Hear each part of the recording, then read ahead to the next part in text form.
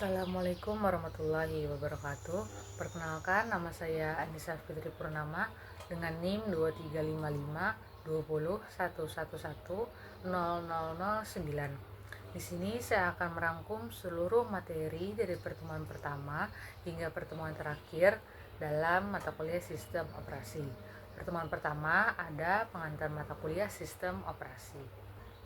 Dalam pertemuan ini dijelaskan overview mata kuliah seperti peraturan perkuliahan, metode perkuliahan, materi perkuliahan, dan tugas perkuliahan.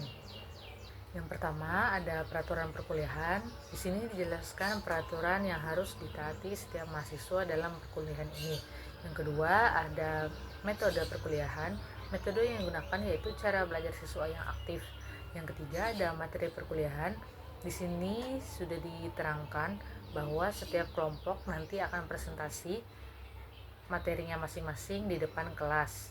Yang keempat ada tugas perkuliahan yang berisi tentang tugas individu dan kelompok, kuis, UTS, dan UAS. Pertemuan kedua yaitu struktur sistem komputer.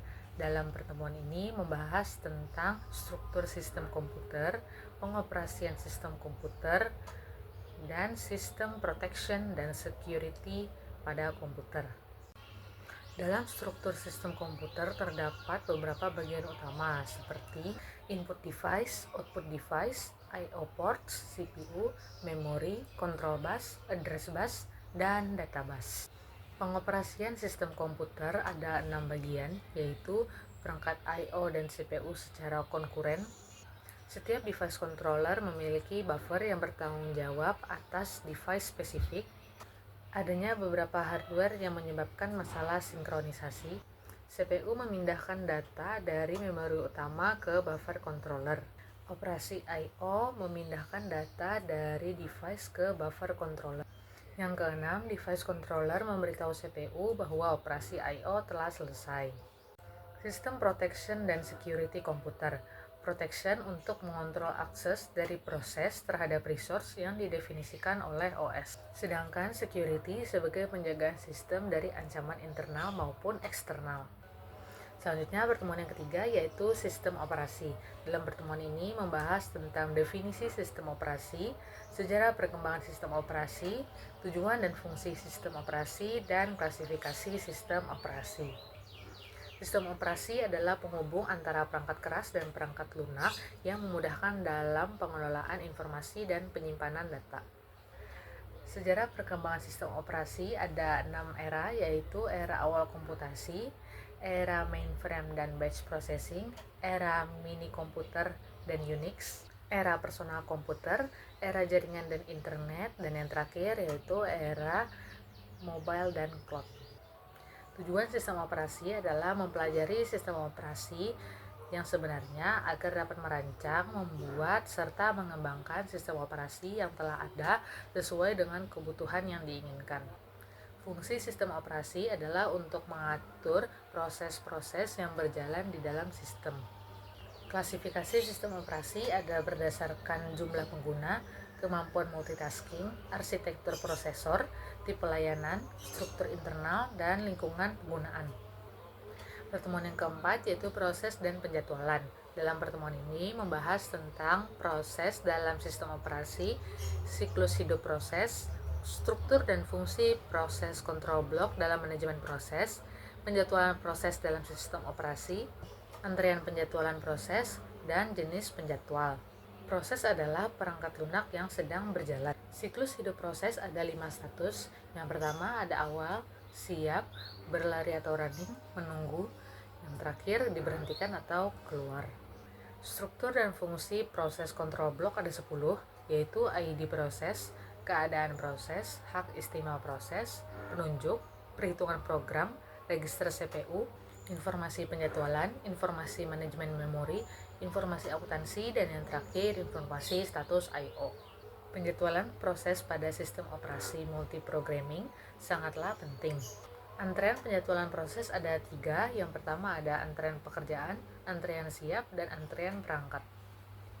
Jenis penjadwal ada 3 jenis, yaitu jangka panjang, jangka pendek, dan jangka menengah. Selanjutnya, pertemuan yang kelima yaitu sinkronisasi proses.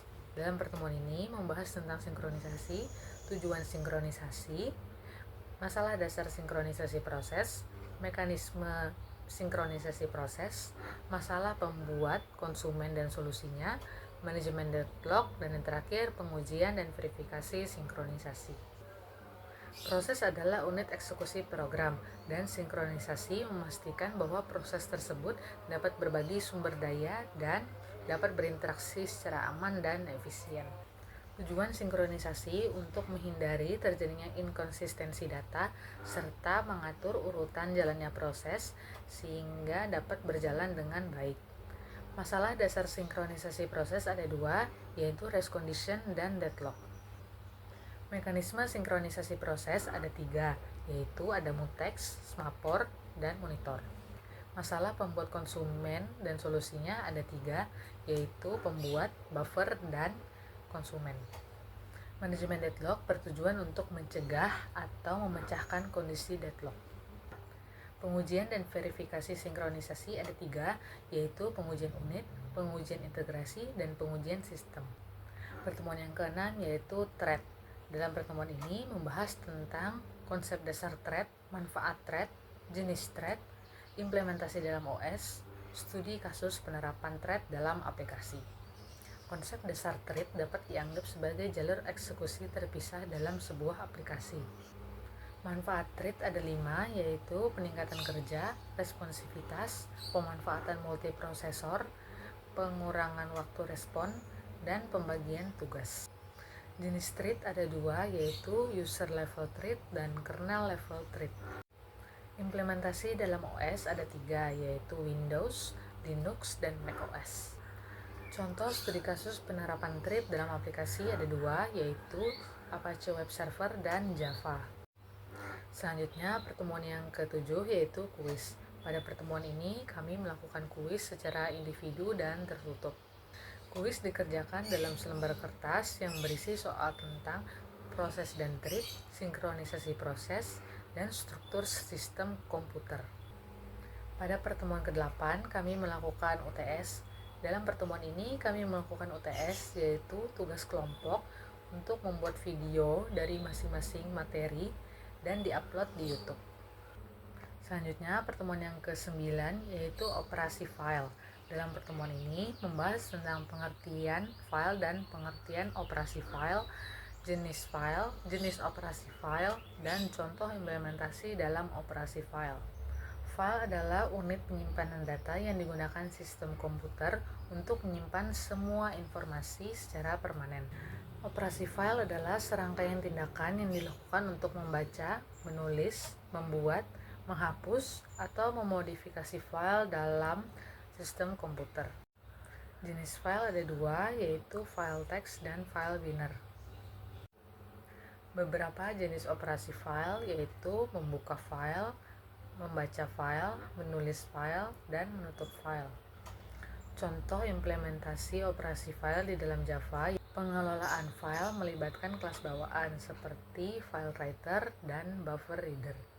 Selanjutnya, pertemuan yang ke-10 yaitu deadlock. Dalam pertemuan ini membahas materi tentang pengertian deadlock, penyebab terjadinya deadlock, dampak terjadinya deadlock, teknik pencegahan deadlock, dan penanganan deadlock.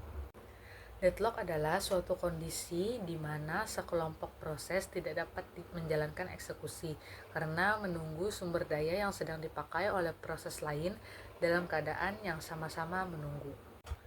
Penyebab terjadinya deadlock ada 4, yaitu mutual exclusion, hold and wait, no preemption, dan circular wait. Dampak terjadinya deadlock ada 4, yaitu penurunan kinerja sistem, pemborosan sumber daya, aplikasi tidak responsif, dan risiko kehilangan data. Teknik pencegahan deadlock ada 4, yaitu menghilangkan mutual exclusion, mencegah hold and wait, mengizinkan preemption, dan menghindari circular wait. Metode penanganan deadlock ada 3, yaitu deteksi dan pemulihan, menghentikan semua proses, dan penghentian proses berdasarkan prioritas. Selanjutnya, pertemuan yang ke-11 yaitu memori manajemen. Dalam pertemuan ini membahas tentang memori manajemen, teknik memori manajemen, tantangan dan solusi dalam manajemen memori. Manajemen memori adalah proses yang mengatur penggunaan memori khususnya RAM untuk memastikan bahwa setiap aplikasi mendapatkan bagian memori yang cukup dan dapat beroperasi dengan efisien. Ada 3 teknik manajemen memori, yaitu paging, segmentasi, dan swapping. Solusi fragmentasi adalah compaction, paging, dan segmentation. Selanjutnya, swapping dan tracing. Solusinya adalah pengaturan ukuran memori virtual dan algoritma penjadwalan proses. Selanjutnya, pertemuan yang ke-12 yaitu virtual memory. Dalam pertemuan ini membahas materi tentang pengertian virtual memory, fungsi virtual memory, demand pegging, alokasi patch replacement, alokasi global dan lokal, tracing. Virtual memory adalah sebuah teknik yang digunakan untuk memperluas kapasitas memori fisik dengan menggunakan ruang pada hard disk sebagai memori tambahan. Ada 3 fungsi virtual memory, yaitu menangani kelebihan beban RAM sebagai RAM cadangan dan menyimpan data dari RAM. Demand pegging adalah sebuah teknik dalam memori virtual di mana halaman hanya dimuat ke dalam memori fisik jika diperlukan oleh aplikasi yang sedang berjalan.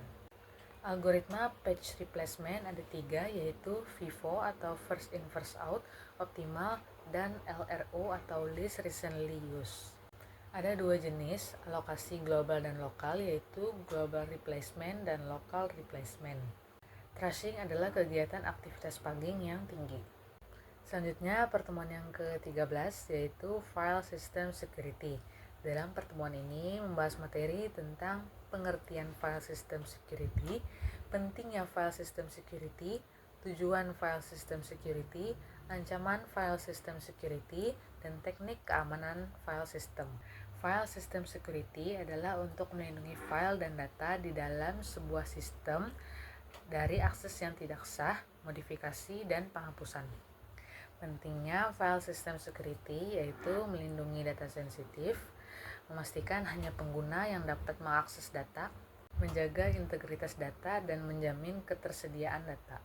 Tujuan file system security yaitu integritas data, kerahasiaan, ketersediaan, autentikasi, dan otorisasi. Ancaman file system security yaitu akses tidak sah, peretasan, dan kerusakan fisik. Teknik keamanan file system yaitu audit dan logging, backup, dan recovery. Selanjutnya, pertemuan yang ke-14 yaitu input-output system. Dalam pertemuan ini membahas materi tentang pengertian input, jenis input, pengertian output, jenis output, pengertian sistem komputer, input dan output dalam sistem komputer, dan proses sistem komputer. Input adalah data atau informasi yang dimasukkan ke dalam sistem untuk diproses. Jenis input ada 2, yaitu input manual dan input otomatis. Output adalah hasil yang dikeluarkan oleh sistem setelah melakukan proses pada input. Jenis output ada 4, yaitu output visual, output audio, output fisik, dan output elektronik. Sistem komputer adalah kumpulan perangkat keras dan perangkat lunak yang bekerja sama untuk memproses data menjadi informasi bagi pengguna. Input dalam sistem komputer adalah langkah awal yang sangat penting karena data yang diterima sebagai input menjadi bahan dasar untuk diproses lebih lanjut. Sedangkan output adalah hasil dari proses yang dilakukan oleh CPU. Proses sistem komputer adalah tahap komputer mengolah data yang telah dimasukkan menggunakan CPU dan komponen lainnya. Selanjutnya, pertemuan yang ke-15 yaitu kuis. Pada pertemuan ini kami melakukan kuis secara individu dan tertutup. Kuis dikerjakan dalam selembar kertas yang berisi soal tentang sistem komputer mengalami deadlock, manajemen memori pada sistem operasi, dan implementasi file system security. Selanjutnya, pertemuan yang terakhir yaitu UAS. Pada pertemuan ini kami melakukan UAS, yaitu tugas individu membuat makalah dari awal sampai akhir materi dan juga membuat video rangkuman materi yang sudah dipresentasikan sebelumnya di depan kelas dan diupload di YouTube. Mungkin itu saja rangkuman materi dari saya. Kurang lebihnya saya mohon maaf. Sekian dan terima kasih. Wassalamualaikum warahmatullahi wabarakatuh.